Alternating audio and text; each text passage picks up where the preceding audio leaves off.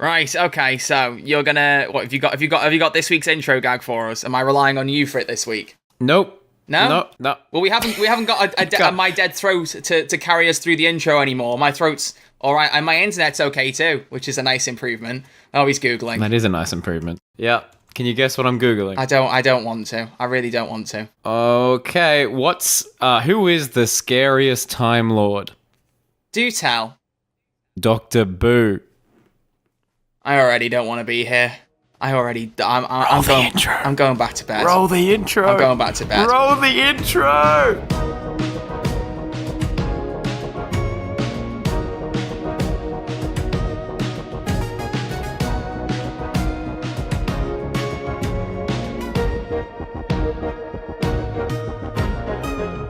Hello, everybody, and welcome back to Who's There, a Doctor Who podcast where two YouTubers get together and talk about the best show in the universe, Doctor Who. I'm your host, Crispy Pro, and joining me today is the delightfully devilish Troy Red Arch Alive. How are you? Careful what you call me. We're going to start getting Phasmin stands thinking there's something going on here, bro. Hey, bro, I'm all for... What's our ship name? Crispy Archer. There's nothing really. I'm too boring, mate. I'm sorry. I'm straight. I'm way too boring of a person for that. I don't know. I'm straight as well, but you know what? Okay, so we're doing it for the meme. Big. Fine. Yeah. Doing it for the meme. Crisp Archer. You know, it's 22. It's 2022. Crispy Archer. But yes, everyone, welcome back to the show. We have lots to talk about today. Troy, what are we talking about? I tried to bring us back on track. He's too busy thinking about us together. It wasn't what I expected. He's too busy thinking about us together. I let you, but That's hang fine. on. Word that better. Hang on, buddy. What? Right, so, yes, hello, everyone. Welcome. We've got quite a few things to talk about today. It's going to be a 60th anniversary centric episode in the main chunk, but we've got some pretty cool stuff to talk about with regards to Christopher Eccleston, because he's been in the Doctor Who news again for saying things about coming back to the show, so we'll be talking about that at great length, because there's plenty I want to say there, and I'm sure Crispy wants to get in on this conversation as well. It's not just me. Making it sound like it's a monologue. There's plenty I want to talk about, and Crispy's going to sit here and listen, and he's going to like it. No, mate, I did that last week. I know. It was. We did, to be fair, there was a good balance there, considering I was the one giving all the stories. I was very glad. I was worried. It was good. It was worth it. But what we're going to do with these episodes going forward now is we're going to try and have a bit of a structure more to the intro. So we're going to read off some of the Spotify statistics, so the poll and the Q&A, answer some community questions, and then move into the news section. So we've got a little bit more of a structure. So we actually look like we know what we're doing, even though we don't. We love structure. We do love structure. We love structure. You've got your segues, structure. And I've got my stats. Mm-hmm. We mix them together. We got something semi-decent, maybe. No, Amen. So what I'm going to do going forward is based on, because I'm the one who does the editing of these podcasts, so when I'm editing it, I will listen back for, like, key bits. And I'm not saying it to show you up. The look on your face says that I'm saying that to show you up, but I'm not. So what I'm doing is when I'm listening, I'm thinking, right, what's a good bit to pull out here and use for a Spotify Q&A? So last time I thought for the poll, I picked, do you think Christopher Eccleston will return as the Ninth Doctor on TV? This is only for Spotify because you can't get this on anything else like Apple or anything like that. So on Spotify, if you are listening on there, I know some of you are, we've got a lot of listeners and about 50% of them are on Spotify. I say a lot of listeners like it's a flex, but you know what, there's more than people answer the poll, so people on Spotify, you know, answer the poll, be involved, it'd be very cool. Get on there, get on there. Get on that. It's easy. But in response to the question of do you think Christopher Eccleston will return as the Ninth Doctor, we had 6 responses. 5 of the 6 said no, and 1 said yes. So one's got their hopes up quite interestingly there. And you know what? It's not impossible, because we'll be talking about it. So I kind of hope the optimism works there. And then for the Spotify Q&A, we put the question of, what would you like to see in the Doctor Who 60th anniversary special? At the minute, you can pin up to 10 responses on Spotify. So if we get even like a short amount of answers, provided there's nothing, obviously, you know, hateful or anything, but you guys are lovely, so that shouldn't be a problem. We'll just pin whatever you guys reply, and then once we start to get more, we'll be more selective. But we've got a few replies here, so we just want to go through them very quickly. Wutetka, I believe is how I say your name, probably butchered it, I don't know, has said that they'd love to see an episode with the 12th and 13th Doctors teaming up, feeling they had the potential to be comedy gold together. So that's, I actually agree with that. That'd a lot. Be brilliant. That would be really cool. I would agree with that. Yeah. Can you imagine? That would be brilliant. Both their accents together. Yeah. I mean, she's already tried to do Capaldi's accent in Flux, so I know. that would be great. That would be great. Ali says that they personally love to see the fugitive Doctor meeting other regenerations. Pretty sure it won't happen, but love all the timey-wimey nonsense, so it's a silly wish of theirs. I think it's not impossible. It's not impossible Not at all. impossible. I think Give it us could a happen. Fugitive Doctor special, please. And there is one thing that I don't think we'll have time to talk about today, but there's a few rumours apparently circulating on Gallifrey base at the moment that, there's going to be a bunch of different people showing up in the Centenary later this year. It seems like it's a lot of stuff being thrown at the wall to see what sticks, but if the rumours are true there's some people suggesting classic Doctors could be coming back. And if that's the case, we pretty much know the future Doctor's going to be in that episode, so you might get your wish. We don't know. If you want to see us talk about those rumours, do let us know. I don't know about you, Crispy, but to me, some of those I was looking at and I'm thinking, I only want to talk about something if there's like a decent chance it might happen. David Tennant was for the memes, obviously. Yeah. But I'm not too sure, so I've not prioritised that as much. I don't know about you. But if you want to hear us talk about it, we'll see in the next few weeks. Exactly. We'll see in the next few weeks if it gets any traction. So Minusich is back again, and I've got their name right this time because I've looked up how to pronounce it, so I apologise. It's not Minusich. Part of me wants the Daleks as Cybermen to turn up and threaten to destroy the universe, but I think I prefer an older villain to return, possibly a Time Lord like the Rani or the Valeyard. Both of whom I know very little about, but we're very interested to see in modern Doctor Who because we've not seen them at all. Absolutely. So that could be cool. So thank you to all those responses. Very, very much appreciated. There will be a Q&A question in the lower section of Spotify beneath the poll, so make sure you answer the poll. I'll have decided the question by the time you're listening, obviously. But aside from the poll, there is also the Q&A, and the question this week is going to relate to next week's topic, which is going to be our favourite Doctor Who cliffhangers. So we're going to be doing an episode where we talk about our favourite Doctor Who episode cliffhangers, which ones we love, which ones we hate, the ones that we rate. Apparently now I'm Anthony Fantano. But we're going to be talking about that. I think there's a really, really good discussion we can have there, and I'm really excited to go into that. Yeah. So if you want to take part, all you got to do is Spotify Q&A down below. You can also leave comments on YouTube or reply to us on Instagram and Twitter at Who's There DW. But just let us know, what is your favourite cliffhanger in Doctor Who? If you have several, let us know. If there are some you don't like as much, also let us know. It'll be cool to see the kind of the ones we like and the ones we don't like as much and try and compare and contrast. That, I think, will be really interesting. So that's going to be... Just let us know, guys. Yeah, it's going to be next week's let topic. Us know. We are going to talk about our stories meeting other Doctor Who actors. However, in keeping with a tremendous fashion of me just commanding all the episodes, I'm going to be meeting David Tennant next in about... When this episode goes up, is it 2 weeks away? I can't remember my dates. It'll be 2 weeks away, I'm pretty sure. 3. No, it's 3. I think it's 3 weeks on From what Saturday. you said. Oh, yeah, 3 weeks. It's the 2nd of April. So that's 3 weeks on Saturday. We're meeting David Tennant and Paul McGann. And now they've announced Catherine Tate's going to be at Wales Comic Con in Telford. What? Yeah, so she's going to be there as well. You can get duo photo opportunities with her and David, and I'm confirming it right now that I cannot afford that and will not be doing that because it already cost me £90 to book a photo with David Tennant, and I booked that back when I did all the London stuff. That's why I'm poor. A photo with Catherine. £90? Yeah, it's 90. a lot. How much is that in Australian? Just double it, mate. Just double it. $180? Exactly. But Catherine Tate goodness. is 40, so I'm gonna, scrounge behind the back of the sofa, sorry, and find some money and do that somehow. I've got a couple of old Doctor Who coats I haven't sold. I might just sell a couple of those, to be honest, that I don't wear anymore.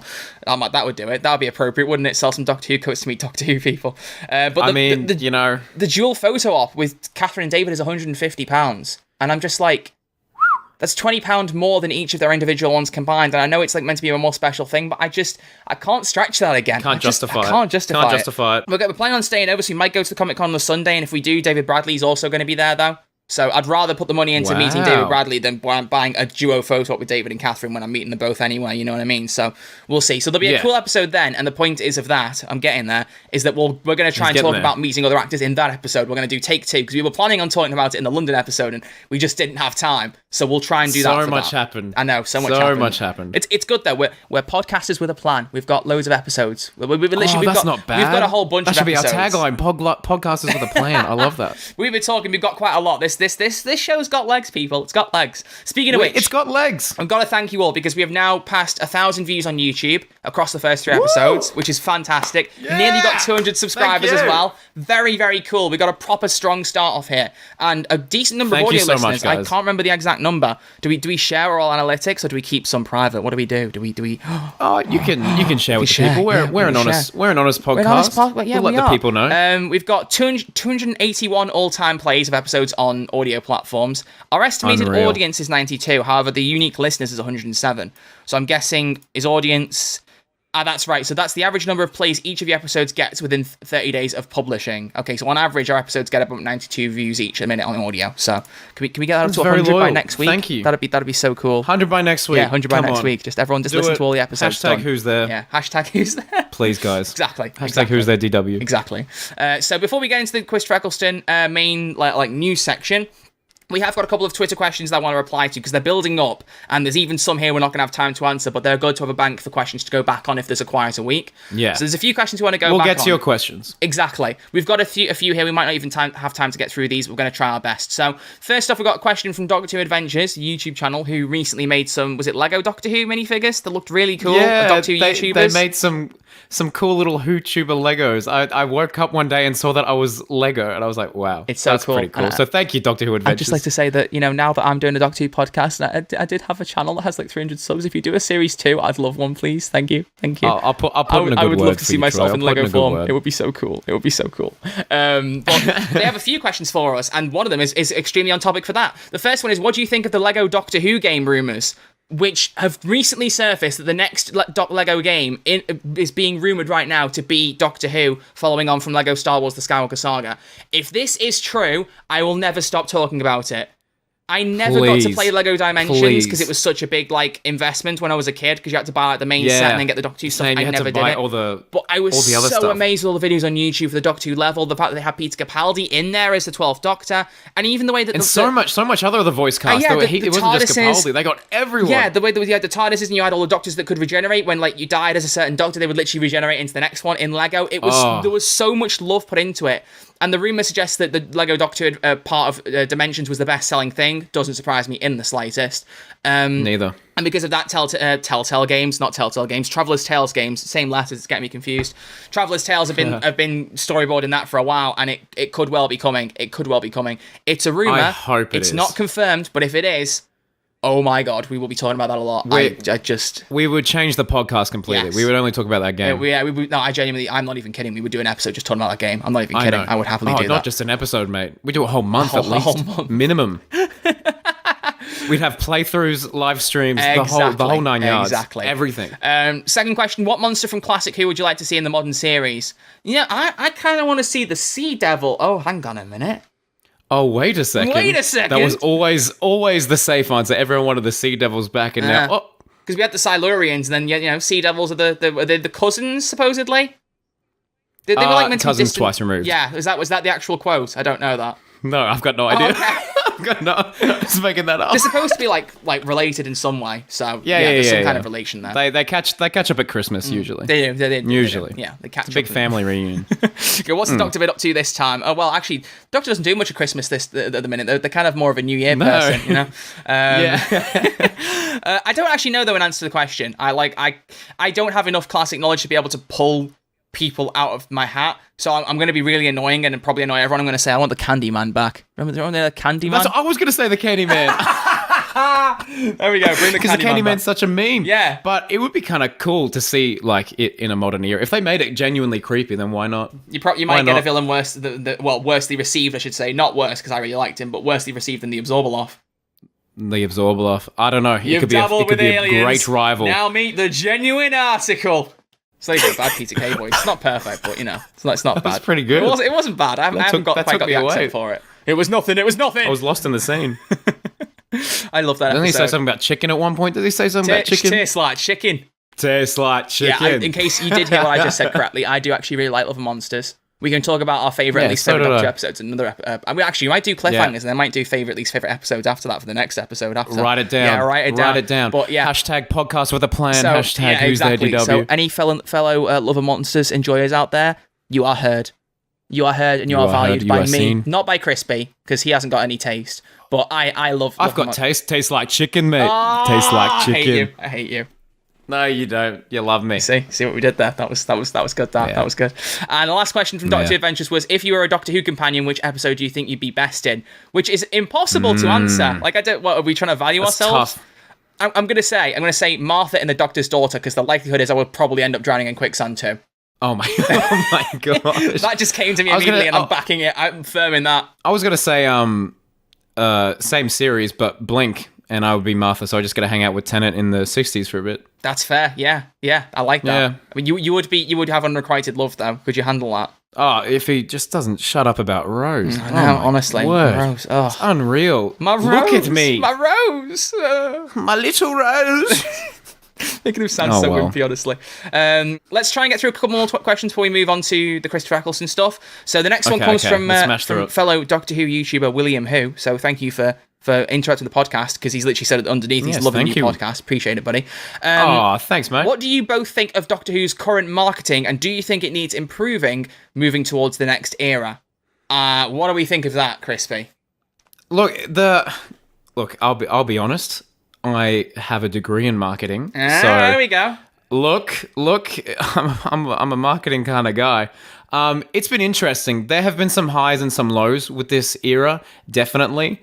I think the initial trailer with Series 11 having Macklemore in it was one of the strangest things I ever remember in Doctor... Do you remember the first where it was like, I feel glorious, glorious... Oh, is that Macklemore? I never knew that. Yeah, it's a Macklemore song. The only ones I know are Thrift Shop, I don't know who's singing. Can't Hold Us, and Downtown. Yeah, well, those are the main ones. I actually could do the Can't Hold Us rap. I can't rap very well, but I remember at one point I knew all the words to it, and I could literally just do it off the top of my head. What? Like, that's crazy. I'm not How even would a big you do rap that? person. Return to the Mac. Get it what it is, what it is, what it is. Yeah, trust me, I'm an INDEPENDENT. Yeah, you get on with that. Hustler. Yeah, exactly.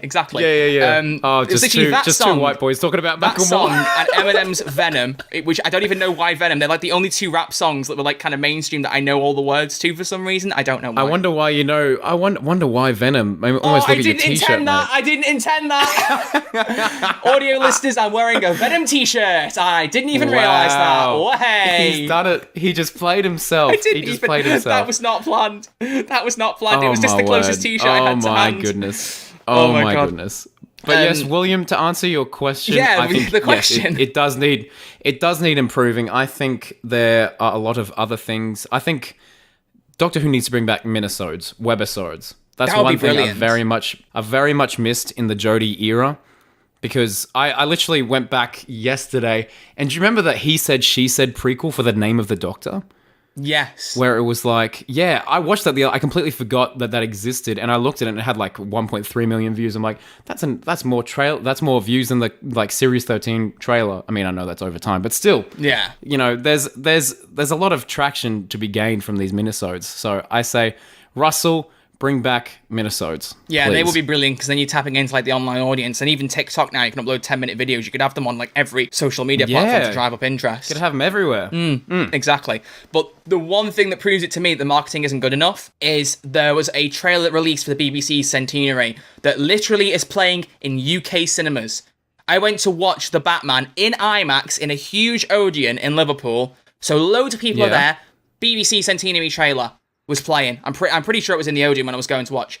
And it shows you all these different BBC programmes. Doctor Who is not shown once. The only thing you get that's even remotely close is I think there's a girl at Children in Need that met Jodie, and you can kind of see her hair in the corner of the screen. But in a video celebrating 100 years of the BBC, their longest running programme, never mind sci-fi, bar the news obviously, but the longest running programme of the BBC is nowhere to be seen in that trailer. What gives? I'm speechless. I don't know. It's like they want to push it, but they also couldn't care less. I honestly do feel like the marketing this era has been atrocious. I really do. It's just been a bit messy. It has been really messy. I don't think it's almost like it's like they want to take brave steps with casting the first female Doctor and really wants to back it, but then also aren't giving it the screen time and general advertisement and marketing to show that they really want to push it out there. It's odd. I'm not saying that that's their intention, but that's just like to me the way it comes across. Like, you've done something really good here. Jodie's fantastic. Push it. Promote it. No, just back yourself. Yeah. I've got to be really careful with what I say, actually, because I do have a lot of contacts at the BBC. Yeah, so you guys are doing a great job. It's not out of hatred for the BBC. It's more just out of shock that it's like, why aren't you pushing it? Do you know what I mean? Yeah, there's so much. There's a lot of potential. It's like we criticize because we care. Okay, so all of Crispy's friends. Tagline. I'd very much love to have the contacts you have. I'm very, very jealous of that. But no, genuinely, like it just is a question of, you've got the resources, why don't you? You know what I mean? That Centenary trailer is really long. It's about 2 or 3 minutes long. There's a lot of stuff in there. Oh, you're joking. Even if you had, you would have just been watching the whole time waiting for this Doctor Who. Just even slipping that little bit of David Tennant in Fires of Pompeii, where he's like reaching out the TARDIS and just goes, "Come with me." Hand out. Yeah, just even that in there, that would have done it. and you would have added in, what, 1 Yeah. second into the runtime, 2 or 3 seconds? Done. Easy. And it's David Tennant too, the most marketable Doctor Who Even if man you don't go ever. for the current Doctor, which you kind of should, but if you are looking at the 100 years of the BBC's history, I would argue it's valid to go for any point of Doctor Who. Yeah, Go for the sure. one where it was the household name more than any other era. Go for Tennant. Do it. Yeah. You know, I don't honestly, very interesting, very, very interesting. Anyway, great question, It's William. a good question. Yeah, it fired something in me clearly because I just think it could have been better. So BBC, please Yeah. improve. I know you can do better because I remember the one thing I remember most was when I probably got into Doctor Who in the Series 4 trailer around the campfire, like, or the fire background with Catherine Tate, where she was like, "I'm coming back, and this time I'm ready." Yeah. That got me so fired up. That got me so fired hype. up. That's a hype trailer. But you don't tend to see the so TV good. trailers on TV much, at least for me personally. You know, whenever it's on the background, I don't tend to see the trailers that often anymore. No. It's like a. But actually, no. There's one thing I will slide in. We've been unfair to the BBC. There was one thing they did that was really cool. All the marketing for Flux, seeing it around Liverpool, was brilliant. I should have mentioned that. Yeah. I don't know if they did that it in was all other over Twitter. towns, but in Liverpool, there's basically a huge giant billboard outside of Lime Street Station, like the big street station in Liverpool, which, funny enough, is right next to St George's Hall, where they filmed scenes of the Batman. There were loads of bits they filmed in Liverpool, which was so cool to see in the film, but that's by the by. Sick. But, like, giant billboard outside Lime Street, Jodie Whittaker's face, it's coming, be ready. Loads of different, like, billboards and, like electronic displays everywhere would occasionally pop up with Doctor Who Flux, to the point where I went out with a mate, shout out to Amelia, because she put up with a lot of me waiting around billboards to get videos of this stuff. And even, like, little things like Sontaran ships saying, if you see it, call this number, and if you called a number, it would be Jodie on the phone. All that was that's brilliant. sick. All that was That's brilliant. nice. I should That's have nice backed guerrilla marketing. That Yeah, was that's sick. brilliant. That was brilliant. But yeah, so yeah, let's re-answer that question. The marketing has been brilliant in some places, but I feel lacking in others. I think that it could have been better across the board. You know, there's some things Great they definitely answer. could do to make Great it better. answer. Let's go with that. That's a much better way to word absolutely. it. And then we hopefully don't annoy your contacts. No, I'm sure No, they'll be seriously, fine. yeah, If I get a it's- phone call, I'll let you know. Yeah, just blame it on me, and then I'll never have any ties to the BBC. BBC, please, I like No, interviewing no. people. Hire me. No. Speaking of interviews, Troy, Yes, you know who did an interview recently? I do indeed. His name is Christopher Eccleston. Do you know what? It was really hard to resist the 2014 in me and not reply with John Cena then. I have to be honest. You gave me the space, and I really wanted to. I'm glad you resisted the 2014 you. I'm So very am I. glad Yeah, because 2014 Troy is not something we talk about. I don't think Paul's a very big John Cena fan. Honestly, Do you not think so? Do you not think he's seen Peacemaker? No. It's coming to the UK in a couple of weeks, so I can finally watch it, so that'll be great. But yes, so let's talk about Christopher Eccleston, because I feel like we've been talking about like questions and stuff for about 20-25 minutes. That was some good questions. Those were good brilliant. questions, I don't really though. care. I'm Yeah, so it's been sorry. fab. It's been Yeah. fab. If we run over a little bit, whatever. Who cares? Whatever. The main meat of the episode ends up being the smallest part of the episode. I know that's what's going to happen. Anyway, It's fine. It's Anyway, fine. It's so- fine. So yes, Troy, Christopher we got Eccleston. some news, my friend. Indeed. Yeah. So Christopher Eccleston was at, is it Melbourne Comic Con? He was at in Australia. Yeah, It was on your turf. You should know this. This is something I need to tell you because I knew he was coming to Australia, and I was like, all right, I'm gonna book flights, book some tickets. Like I told you in a previous episode, I'm like, oh, I'm pretty sure Christopher Eccleston's coming at some point. Yeah, we little worked out did I plane know tickets. that after seeing this clip go like viral of him talking about his potential future on Doctor Who, I'd never realized until today that was the Supernova / Comic-Con thing that I was going to go to, but I never realized it was this early. I always thought it was going to be like in September. So Wow. that's on me. That's Well on done, me. Crispy. Can you imagine? We could have had back-to-back episodes of, Troy met Jodie Whittaker, Crispy met Christopher Eccleston. But Yeah, no. that would have been amazing. That would have been amazing. Would have been great. You done goofed. Would have been great You for the done algorithm. goofed. I done goofed. You done goofed. But anyway, Well done. Christopher Eccleston had some very, very He interesting did. things He did. to say. What's interesting is about this is about 6 months ago, he was at a different Comic Con called Dragon Con. No idea where it is. But it was on the 5th of September 2021. There was a video that came out where Christopher Eccleston said that things had still not healed with the BBC. You know, he'll do things with conventions and Big Finish, but that's it. And he explained how, as we can confirm, he did say that, you know, the BBC put out a quote when he left Doctor Who saying that he was tired, which of course is horrible for an actor because it makes it sound like they can't do any work. He said, Yeah. I wasn't tired. I was tired of working with Russell, Julie, and Phil. So it confirms it was those three that he clashed with. He said, I was tired with those three, but I wasn't tired of the job. I was perfectly fine with the job. So he kind of said it at that point that he wasn't going to do anything beyond Big Finish and conventions. However, he got asked a question at this Comic-Con, pretty much the same thing. What does he feel about 60th anniversary, multi-Doctor stories? So the question that actually was asked to him was, which doctors would you like to work with best? And he first jokingly replied with, I'd have to dig them up. So obviously he's got a love for William Hartnell and Patrick Troughton and John Pertwee, I would imagine. Bless them. God rest their souls. But he then went into a bit of a thing saying, you know what, multi-doctor stories are not really my thing. He's surprisingly agreeing with Capaldi quite heavily.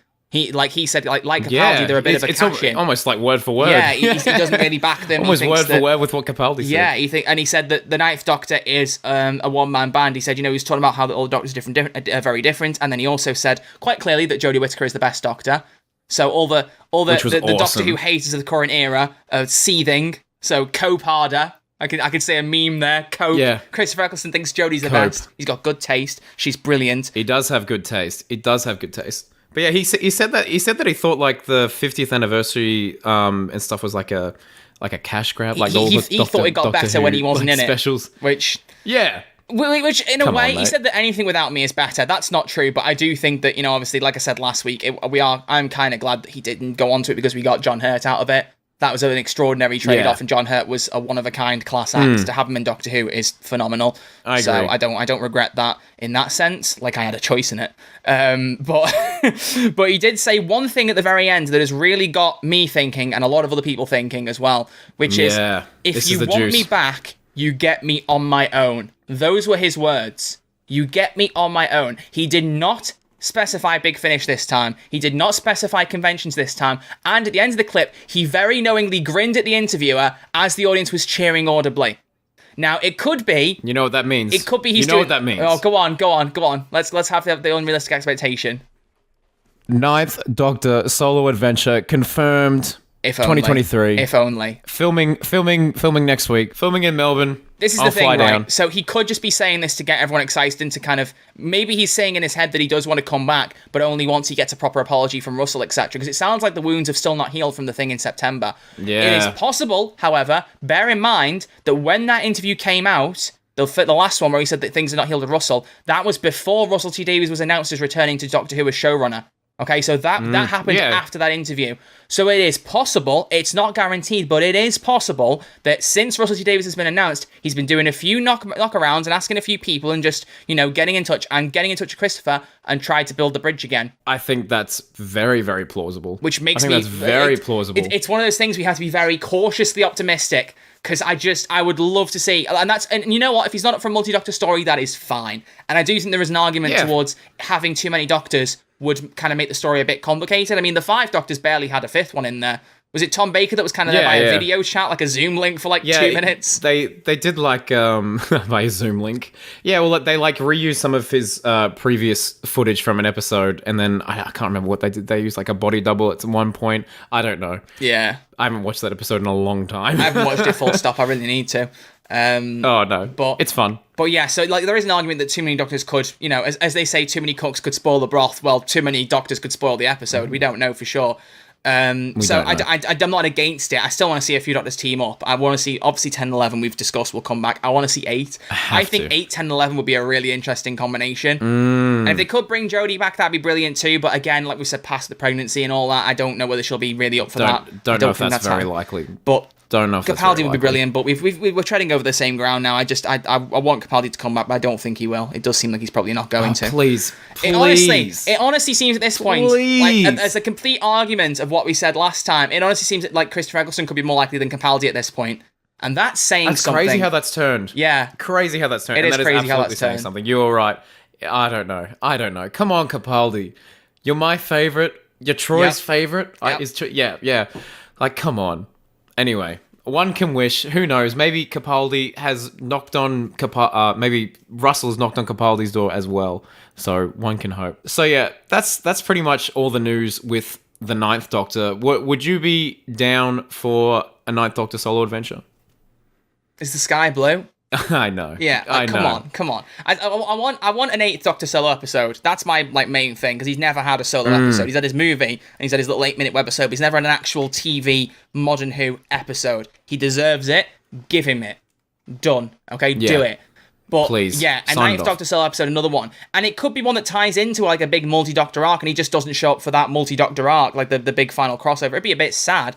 But I mean, Edward Norton was the Hulk and he didn't show up in Avengers, so like it's happened before, it could happen again. Do you know what I mean? Yeah, so true. They could do it. They could still do it. They could have him back on his own, but make him tie into a multi-Doctor thing without him actually having to be there for the crossover. That you could easily do that. That is true. Or you could even pull archival audio out. Really good. Like if he doesn't want to come back and act with a little, they literally pulled the thing of him from Parting of the Ways for the 50th anniversary, where he's going, "And for my next trick in the TARDIS," like they literally just pulled that out of the scene and put it in there, and nobody cared because it was Eccleston, and he got to have a line in the 50th, whether it was archival or not. You know what I mean? So they could do that again. You don't know. They could do so much. The point being, it seems like it could be more likely. I would not get your hopes up, because it could be him just trying to play the crowd, just to get a bit of people excitement, to show that the Ninth Doctor is still loved, because he has realised that in recent years people do still love the Ninth Doctor and still love him, rightfully so. It could be a signal for Russell to come across and be like, you know what, maybe I should try and reach out, or it could be a hint that things have improved since Russell was confirmed as the showrunner. It could be any of those, or it could be something completely different. Either way, I, for one, am excited to see where it goes. Yeah, let us know in the comments below on any platform what you guys think about any of this, because there's like a lot of juicy stuff here, and I think something will come from it. We just don't know what yet. Exactly. So that's all we can say on that front. But speaking of things that we don't know too much about, but we're going to discuss a lot, let's get on to the main chunk of the episode, shall we? I think we actually are about halfway through now. I'm not quite sure. Normally we take note of what time we start recording, and we didn't this time. We were just obviously so excited. We just rode right into it. I think we've been going for just over half an hour. You think so? I think it's been about half an hour too. Yeah. I think it's been something along those lines. So, I mean, it doesn't help that my OBS has been recording for nearly an hour, but that's because we were just like going through questions and organising what we wanted to do for the episode. So just riff-raffing. We planned miles in advance for what we were going to do. I promise. It was like 2 weeks ago we planned this. It wasn't 2 minutes ago, or an hour ago, whatever. Podcast with a plan. Podcast with a plan. Paul approves. But Paul approves. Let's talk about the 60th anniversary. And before we do this, for those of you who aren't too sure, the Centenary and the 60th anniversary are two different things. Okay, because there was I saw someone in your comment section. I replied to it, and you hearted my comment on that. I saw people on Twitter saying it as well. Today. So for those of you who need a recap, sorry if you already know this, but it will be very quick. The Centenary is the BBC Centenary. It's the 100th anniversary of the BBC, and that's an episode that's coming out in October-ish, which is Jodie's final episode. Okay, so it's tying in with the Centenary. The 60th anniversary is the 60th anniversary of Doctor Who itself, nothing to do with the BBC. That comes in 2023 in November, and that's going to be, as far as we still know, the first episode. Russell T Davies will be bringing back Doctor Who as the showrunner. It's going to be his launching episode. So they're two different things. So the Centenary is this October, the 60th anniversary is next November. So that's the difference I wanted to specify there. So today we're talking about 60th celebration, because I want to save the Centenary, personally, for after Legend of the Sea Devils, presuming we make it for another 2 months, presuming this podcast isn't running on fumes by then, which it shouldn't be, hopefully. No, we'll be huge. But, we'll be so famous. Best Doctor Who podcast ever. Massive. Yeah, everyone's going to be so scared out there. So scared. No, I want to save that for a bit closer, but the 60th anniversary is so far away, and we're kind of on the theme of the 14th Doctor anyway. It ties over, so we both thought it would be a good episode, a good topic to talk about. So we've got a few things we want to cover. We've got the cast, we've got the villains, we've got the plot, the director, which Crispy's put in there. I'm interested to see what he's got to say about that, because I've got almost nothing to say there. I want to see what he's going to say. And the runtime. So we're going to try and cover all of those, and we want to know what your thoughts on everything we discussed. If there's any other bits we missed out, or things you want to see or don't want to see, do let us know. Spotify Q&A is not relevant to this one, so it'll be YouTube comments and Instagram and Twitter. Let us know what you think. Let us know what you think about this. Please. So let's start off first with the cast. Okay, so 60th anniversary. Do we think it's going to be the 14th Doctor's episode? That's a good starting point. You ready for this? Yeah. No. Right, so this is tying into the rumours we had last week that Doctors would be coming back for 60th anniversary under Russell T Davies, and I do think there's some credibility to it. I genuinely think, because there's a massive rumor going on right now that Jodie's final episode is just going to fade to black as she's regenerating. Not sure how I feel on that front. Not sure how I feel on that front. I don't like that. I really don't like that. But I feel like if we've discussed it before, the 60th anniversary as the first episode for a new Doctor is a lot of pressure, especially if you're going to do a multi-Doctor. It's just going to take the spotlight away from their moment. So I feel like there is some credibility in the concept of a multi-Doctor special without the new Doctor, or all these little solo adventures. I've just had a bit of an idea in my head for a plot. Okay, we'll save it for the plot, It just suddenly came into my head, and I really like it as you were talking. I promise I was listening. I've got one as well. As we've been talking today, I came like literally tonight. I was like, oh, that'd be sick. I've got something. That's good. We might be on the same wavelength. We might be. We'll soon find out. But yeah, so I personally think it's going to be better to have some kind of multi-Doctor story there. It's a good way to kind of celebrate Doctor Who's like heritage, almost kind of like the 50th anniversary did. And it's kind of like saying, because that was the point of the 50th. It was kind of like we're looking back on 50 years of Doctor Who and we're looking forward to how things will be different, kind of thing.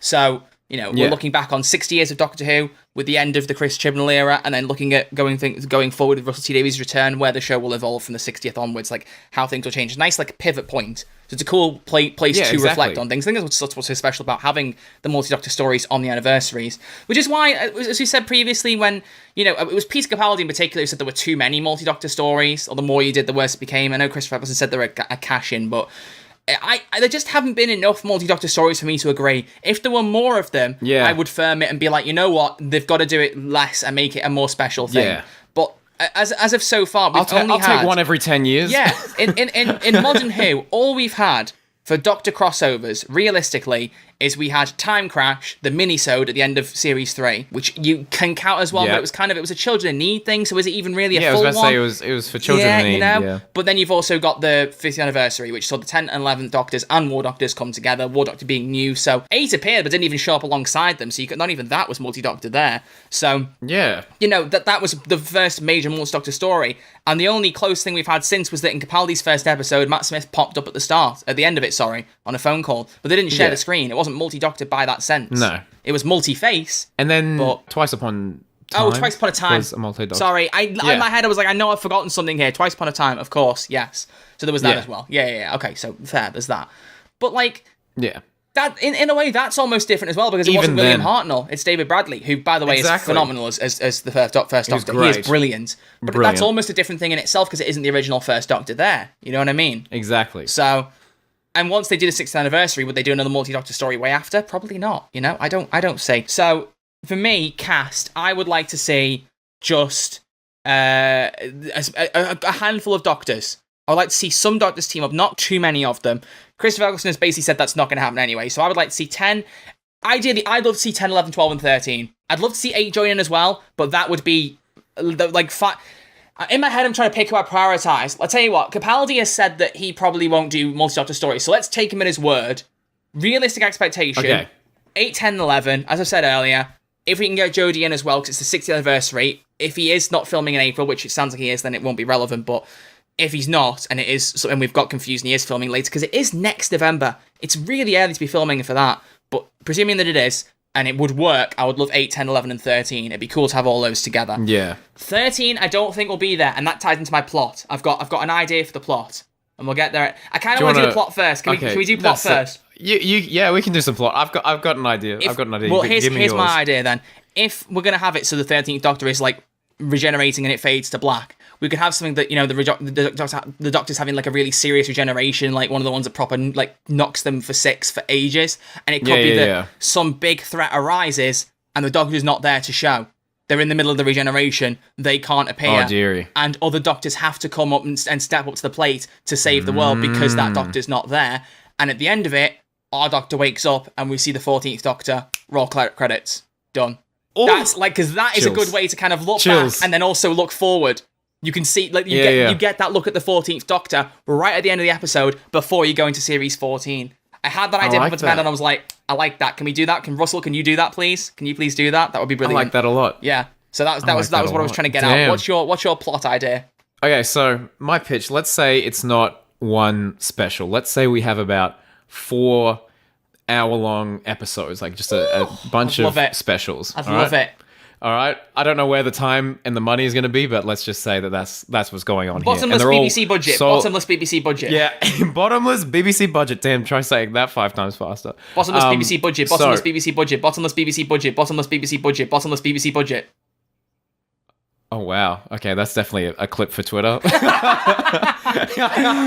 I committed to that, not knowing if I'd manage it, and actually did, so I'm quite proud of myf. Oh, you did really well. Win. You did really well. Let's go. Phonetics. Okay, so 4 specials. Solo Doctor special each one, okay? Right. So no team up. Maybe the last one can be 10 and 11 just because I know they work so well together.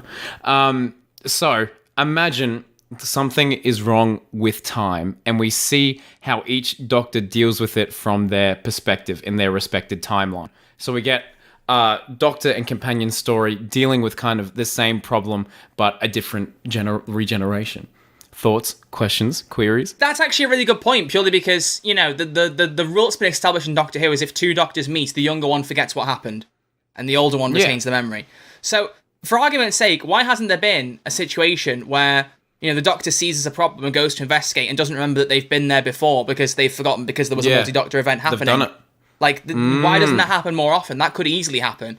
You know, it's a big universe, but there are places you could easily have that collision happening where, like, Jodie could go, something's going on here, let's go have a look, and then she turns up and then David Tennant's just there, and she's like, what?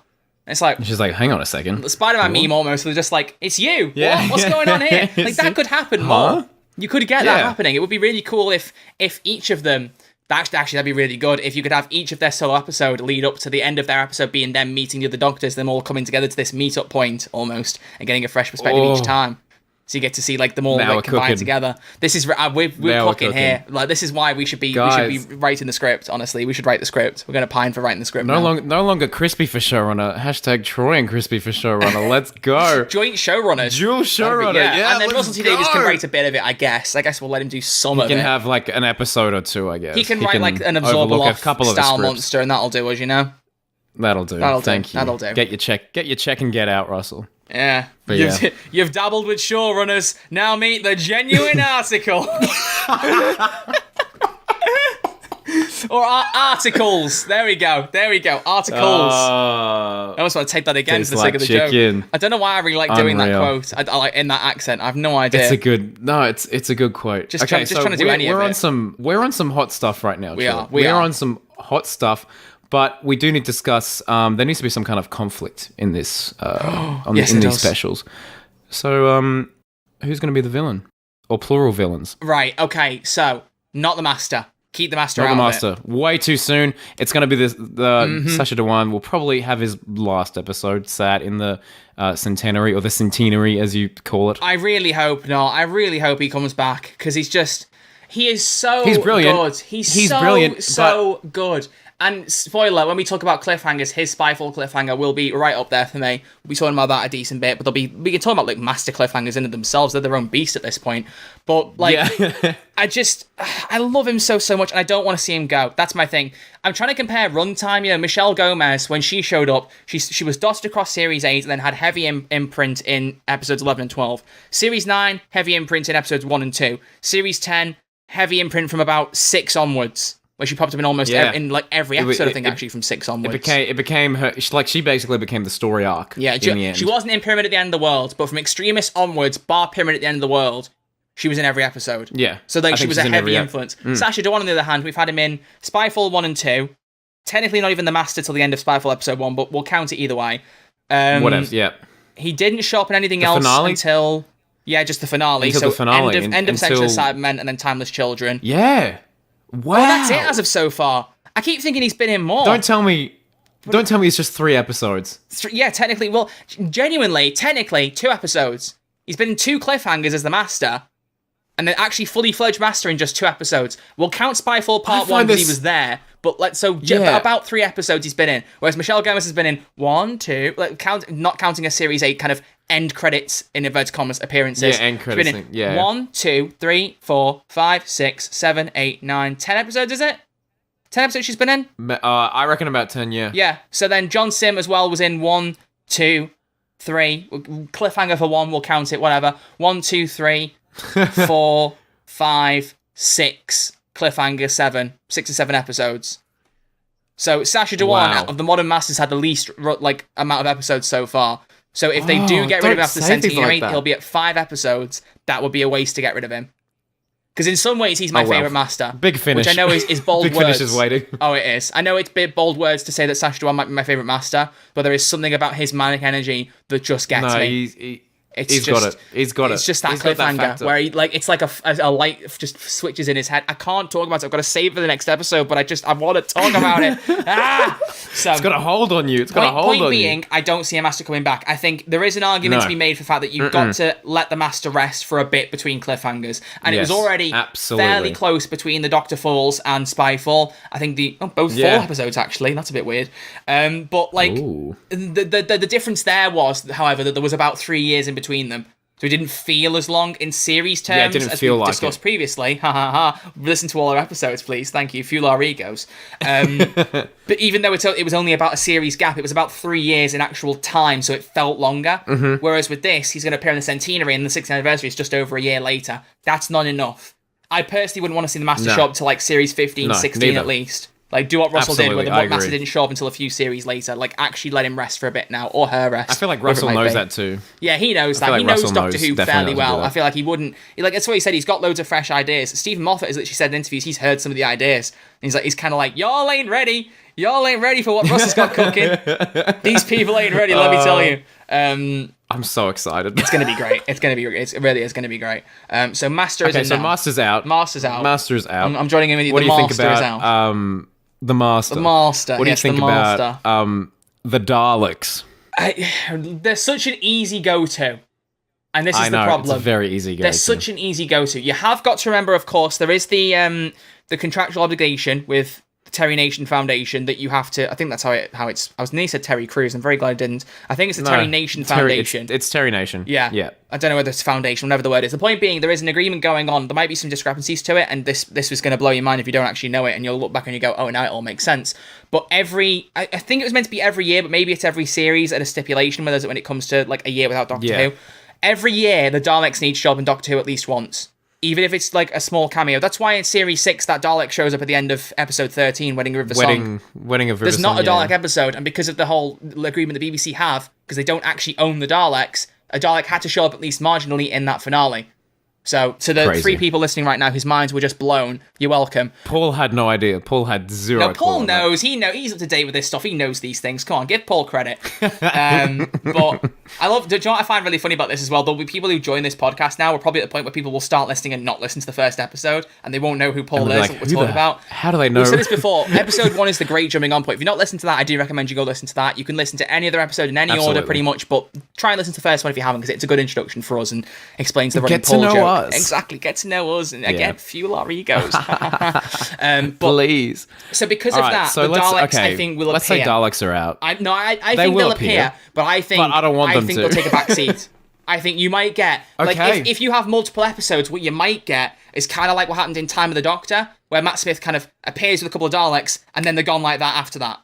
Do you know what I mean? Yeah. So you could get a thing where one of the Doctors, if we go with your idea, there's multiple single Doctor stories with different Doctors. You could have the start of like the 9th Doctor's out, maybe not 9th Doctor because he gets very angry about Daleks. Yeah. That would need to be its own thing. Say you've got, I don't know, the 10th Doctor, and he's in the middle of just blowing up a Dalek ship, or something's happening, and he's like just escaping, doing his cool little run from all of his posters and stuff. You get Daleks in there, then they're gone. They're out of the question. They're not the villain. That's the because way to they were do the big villain in the 5th anniversary. I know we had the Zygons, but the Time War was like a big focus, and that is Dalek. Yeah, you know? The Daleks shared a lot of screen time as well. So Daleks, I feel like, are also out of the picture beyond a brief cameo to fulfill contractual obligations, you know? So what else do we think beyond there? You ready for this? Go for it. You ready? The one that I want to see? Slitheen. James Corden. Oh no! He just goes out. He just in the background. Corden. It's the Late Late Show. No.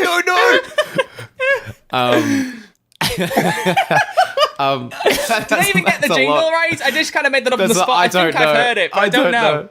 Any Late Late Show fans out there, let me know if I got that right. I might have got it completely wrong. Please. So no, not James Corden, not the Slitheen. Cybermen. I would love. All right. I would love a full-on cyber story. That's what I was thinking. I think if you go for iconic Doctor Who monsters, the big two are the Daleks, and the Cybermen. You've got the Master as well, but for brand recognition, you see a Dalek, you see a Cyberman. a Cyberman, you see a Cyberman, you see a Cyberman, you know Doctor Who. You see it, a Cyberman. Yeah, you see a Cyberman on the wall. If my grandmother had a wheel, she would have been a bike. But whenever I do an Italian accent, I always go back to that one Gino quote from that one video. If you've never seen it, it's a brilliant quote. It's such a stupid line. If my grandmother had wheels, she would have been a bike. It's so stupid. It's so stupid. But the point being, whenever you see a Dalek or a Cyberman, it's brand recognition. Everyone and their dog can see that and go, oh, that's the thing out of Doctor Who. Or they even just go, that's the Dalek. Or as you would say as a kid, that's a garlic. Because, everyone used to make those jokes as a kid. I remember I as a kid, drew pieces of garlic bread with Dalek heads on and called them the Garlics. Because I have no creativity. But nice. So I think either one of those would be great to make. Because what you got to think about is it's got to try and draw people back in, for one thing. This is Russell's big debut thing, and a big focus for the BBC is going to be, let's get people back on board. Because whether we like it or not, a lot of people have tuned out with even Capaldi, Jodie's era, etc. We're not for a second saying it's because of Jodie or because of Chibnall, because there are people out there that want to say that. I think there is a lot of natural decline there. There are people who protest until they go blue in the face, that they don't like Jodie, they think the writing's terrible, blah, blah, blah, blah, blah. Not relevant, okay? I don't care what you think of the episodes. No. That's a very isolated thing. There are people who feel that way. We could have an entire episode talking about ratings and stuff. I did a massive video with Mr. TARDIS back in the day. Yeah, talking about ratings and bottom line, less people are watching TV as well. You got to look at TV landscape in general.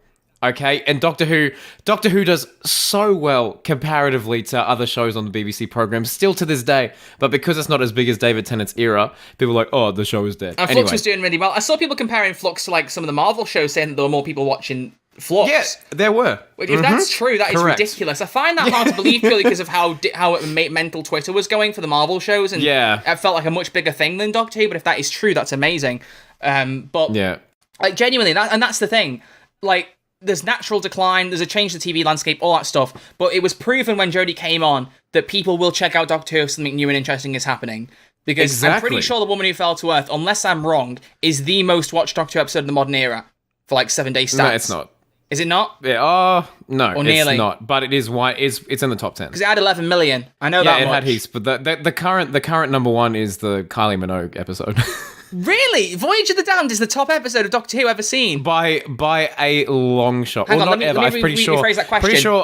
Pretty sure a fourth Doctor episode is the biggest the best one. Doctor Who Christmas special is the most rated episode. Yeah, that's another episode. A hot take. If we get to Christmas, that's a hot take. Because for the record, we don't know how we're doing this show yet. We haven't even talked about this, whether we're going to do seasons of the show and then break it up and then come back or whatever.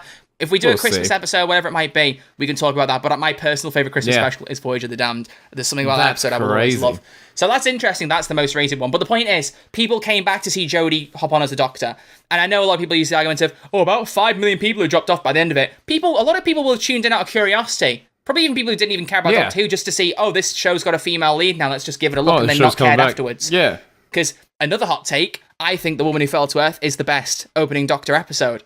That's just me. But I absolutely adore that episode. I know the 11th hour is goated to everybody. It is a fantastic episode. Do not get me wrong. I love that episode too. But there is something about The Woman Who Fell to Earth that feels like a better jumping on point because it is so fresh. There's a vibe to it. There's a vibe to it. And I absolutely love it. There's magic. Yeah, and it has Bradley Walsh in it. That also helps. Yeah, absolutely. But yeah, so...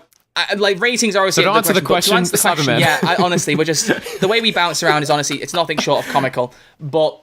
I know. I think that personally, it's gonna have to be something big because the BBC want to draw something back, draw people in. So having a brand recognizable face like the Cyberman as a villain would work well. And you could even put Daleks in because they've got a cameo. You could have a little bit of a Dalek and then go Cybermen or something big like that. You know what I mean? So that's why I feel we are. I think running time. We've got about 10 minutes left of our episode. So do we want to make sure that we stick to the hour runtime and move on to to director and runtime? The director on you're gonna like this, right? So just for clarification again.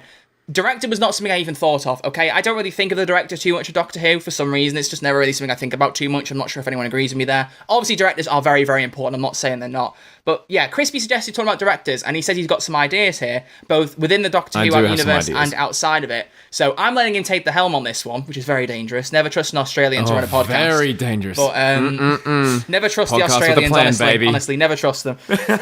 No, seriously. So what have you got for us? So, basically... I think my dream director, does the name Nick Hurren ring a bell at all to you? I'm going to Google it very quickly and then pretend that it does. Nick Hurren? Nick Hurren. Okay. You should know that they've directed quite a few episodes Nick Hurren. of Doctor Who. Okay. Some of the most pretty episodes of Doctor Who I've ever seen. Okay, I'm having a look now. I'm having a little look. He has directed The Girl Who Waited, The God Complex, Asylum of the Daleks, The Angels Take Manhattan, and The Day of the Doctor. Oh. Yeah, baby. Oh, okay. Yeah, baby. Okay. So those episodes, while I think some are definitely stronger than others in that, I think they're some of the best looking episodes Doctor Who has ever done. I think some of the like handheld shots in those episodes, unreal. Like, to be fair, The Angels Take Manhattan has got some gorgeous cinematography in it. Oh, it's stunning. It is stunning. And some of the shots in the 50th, I know it was like a really quick turnaround for the 50th anniversary, so I can't imagine the stress that the director was under when Moffat was like, oh, here's the script, you got about 2 months to shoot. But I think Nick Hurren is a great shout, and, you know, Nick did do the 50th anniversary, so, you know, they'd probably be up to the challenge of doing another anniversary special. But one that I think... I'm going to put money on this now, and I'm going to say this person will direct the 60th, is someone called Peter Hoa. Peter, I don't know how to pronounce it, but they directed all of It's a Sin. So Peter, that's my guess. How are we spelling this so I can just look it up? Hoar. Okay. Right, got him up. Okay. And I think It's a Sin is a very, very pretty show in its own right. It is. Like, that is true. And it's again. There are some scenes, like some of my favorite direction from that show is when Ollie Alexander's camera is like talking to the camera, and it's like their nights out, and it's just like really, really fun, really snappy. And I was like, and then in the show there was like a Doctor Who-y scene where Ollie Alexander's character is on the set of Doctor Who, and I'm like, damn, all right. You know, this director has some chops. And so I don't know how close this their professional relationship is with Russell, but if they were approached, I 100% think that they could direct the 60th. But that's my guess. I love how even IMDb is like tying them to Russell T Davies like you are, because I've just looked next to all of his credits on IMDb. The related news are just 3 different articles about Helena Bonham Carter is to star in Russell T Davies' new upcoming drama, Nolly. I like how they know that you're looking at him and thinking of Russell T Davies. Because there probably are other people doing that, which, by the way, Helena Bonham Carter in a Russell T Davies show, that's going to be amazing. Ooh. I love that woman. Something else. I love her. She's brilliant. Just all, like, her... Just one of my favourite films of all time is Dark Shadows. I love that film. I love Tim Burton stuff, but that film is just fantastic. That's a fun one. So good. Yeah, that's right. But yes, I'm just looking through. So he did all of It's a Sin. He's done a couple of episodes of Umbrella Academy. He did an episode of Runaways, The Defenders. Oh, he has done a Doctor episode, yeah. So there it is. What? He's Which done one?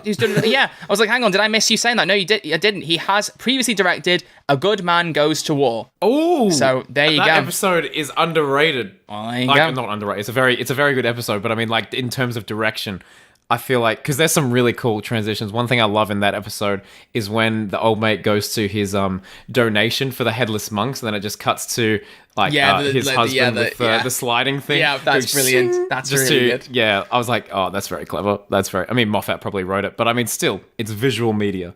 So okay, yeah, Peter Hoare, come on over. Come on over. Come as a guest on the show. Yeah, we should reach out and try and get the scoop. So those are who I think are, like, I've got one dream pick who I think is somewhat likely, and then my most likely candidate is Peter. So fair enough. It makes sense that It's a Sin ties, because a lot of people are saying that right now, that Russell will draw from his previous works for cast, etc. It makes sense. It does make sense. Absolutely. So interesting. So we're running towards the end of our episode here. Our runtime, I think, is beginning to come to an end. So speaking of runtime, segue. How long do we think the 6th anniversary is going to be? What kind of runtime do you think we're looking at? This was Crispy's idea for topics, by the way. So, you know, he's got responsibility. Look at this. He's growing up so fast. As I said previously, I think there will be like either 4 like 45 minutes to an hour specials or something like that, or it'll just be like 1 hour and a half big, beautiful movie length, feature length special. Yeah. No, I like that idea a lot. I do like that idea a lot. For the record, Crispy does a lot of work. I've just said that as a joke, and that sounded really rude, saying he's growing up so fast. Oh, no. You're older than me. You can't let me get away with this stuff, man. You can't let me get away with this. I'm still growing up. Yeah. I'm still growing up. Well, I mean, yeah, but you're older than me, so you should be laying down the law. You know, you should be telling me what to do now. I'm just here for the ride, mate. But yeah, I think multiple episodes. I would like if they do have a multi-doctor one at the end, I'd like that to be a longer one.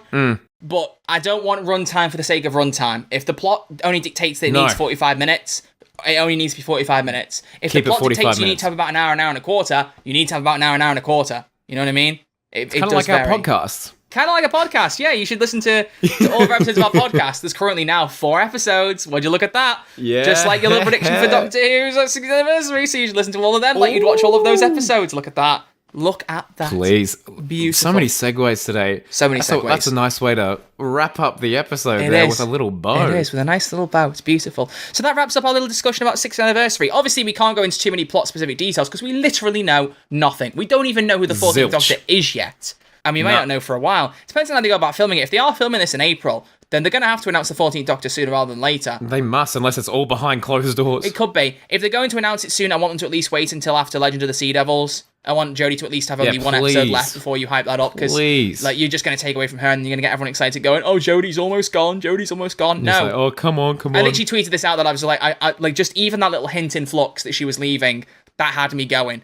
That had me going. I was like, don't you start doing that again. Don't start doing the Ood Sigma again. I'm not all right. We're not Ood Sigma. As soon as time went, and you haven't got long left, or what was the line? I can't remember the exact line now. I need to rewatch The Vanquishers. The line was like, oh, Jodie, you're about to die, or something like that. Oh, was it? Oh, Jodie, you're about to die. Okay. It was, Jodie, you're going to be dead soon. Yeah, so something like that. Whatever the line was, when they said it, I literally, I could feel myself, and my eyes were watering. I was like, oh, don't you do this. I'm not, no, not yet. Don't do that. It's like, she's not going for a year at this point. She's not going for a year yet. Don't start pulling that on me. I'm not in the mood for that. Don't do that. I had a lump in my throat, so when we get to the actual Centenary, I'm going to be distraught.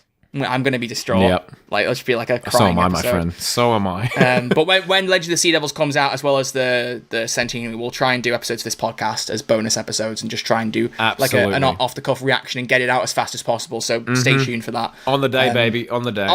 Mate, it takes me a while to edit these, and they come out late in the UK. On the day. No. On the day. Mate, they come out 7 o'clock in the UK, and then we'd have to record it and I'd have to edit it.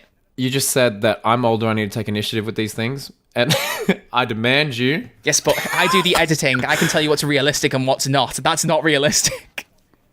Unless we just leave out all... Fair enough. If I don't edit out all the lip smacking that we do, I don't edit out any of the awkward pauses. There's so many when you talk, honestly, it's embarrassing. Don't reveal our secrets. I'm taking the audio editing very seriously. I don't know how people feel about, when people, do lip smacking and go like that, when you're, starting a sentence. I do that a lot, and so does Crispy, and I've been cutting them all out of the audio. Yeah. If you don't care, I'll leave them in. It makes my job easier. Feel free to let me know, but I've been cutting them out to make it sound better, so feel free to let us know. I don't know. Let us know what you think of the 60th and lip smacking in the comments below, 60th please. 60th and lip smacking. That should be the poll. Should I keep lip smacking in? Yes or no? That'll be the poll. That's funny. But no, seriously. So that is going to wrp up this week's episode. We've talked about a lot. We've answered some questions. There are a lot more questions on Twitter that we haven't talked about. We literally had 3 questions in our intro section on Discord that we'd written for the recording, and we literally didn't get a chance to get to one of them because the amount of time we were spending talking about them. So there's that question. There's a bunch of others that we want to talk about. We've got quite a few we're building up as a bank now that we can refer to, which is great. Please keep them coming. Even if we've got too many, it's better for us to have too many questions than not enough. So throw them at us, whether it's about the 60th, the Centenary, Jodie, what Peter Capaldi has for breakfast on a Tuesday, whatever it's about, just send it to us and we can talk about it. Please. Do it. My cap's been sideways on my head this whole recording. I'm like a right gangster. I'm like a proper OG. That's what they say, isn't it? Gangster. A right oh my gangster. God. A right gangster. A right wow. I look like a right gangster. Just start playing the next episode or whatever. What's the one with the piano with the meme where it's like do do do do do do do do do do do do. That's just me now. That's the outro now for the podcast. Just oh my it builds goodness. into that and then it just goes into the actual outro. But speaking of outros, it is a good point to wrap it up. So thank you all very much for watching. It has been greatly appreciated. And thank you to listening, whether you're on YouTube or Spotify or Apple Podcasts or Google Podcasts or Amazon Music, because we're literally everywhere. It's brilliant. We're all over the shop. We are Mr. and Mr. Worldwide. Take that, Pitbull. Double worldwide. Take that, Pitbull. Double worldwide. Done. Yeah. We are Fireballs. Let's go. That sounds weird. Fireball. So, Fireball. Oh God, what a song. Anyway, thank you all very much for listening to episode 4 of Who's There, Doctor Who podcast. We'll be back the same time next Saturday. We'll be talking about our favourite Doctor Who cliffhangers. As always, Cliffhangers! let us know what you think of the episode and get your input for the next episode in the YouTube comment section. You've got the Spotify poll and the Spotify Q&A, and our Instagram and Twitter handles are at Who's There DW. So get over there, get following us, get answering us questions. I haven't done much on the Instagram because apparently I'm the social media guy as well. I've got to do everything for this podcast, honestly. Crispy just... It's just disgraceful, honestly. But I didn't do a post when episode 2 went live, and I forgot to do a post when episode 3 went live, so I'm going to go back and do those on Instagram. We're also going to do a Meet the Host post, and I'm going to get him to write something now at the end of this recording, because I said to him about this about a week ago, and he's not done anything, so I'm going to kick him in the backside for it. But I want us to do like some posts to try and flesh out the Instagram, make it look a bit more like there's more going on there, so we'll have more stuff there soon. Just go and follow our socials, guys. Exactly. It's not that hard. And follow us on our own socials. Twitter, at Red Archer Live and at Crispy Pro. And then this one doesn't have an Instagram he wants to share, but I've got mine. Follow me at Red Archer Live. Thanks very much. So thank you all for watching and listening, and we will see you all next week in episode 5 of Who's There, a Doctor Who podcast. So until then... Allons-y, baby! Allons-y, baby! Allons-y! Geronimo! Oh!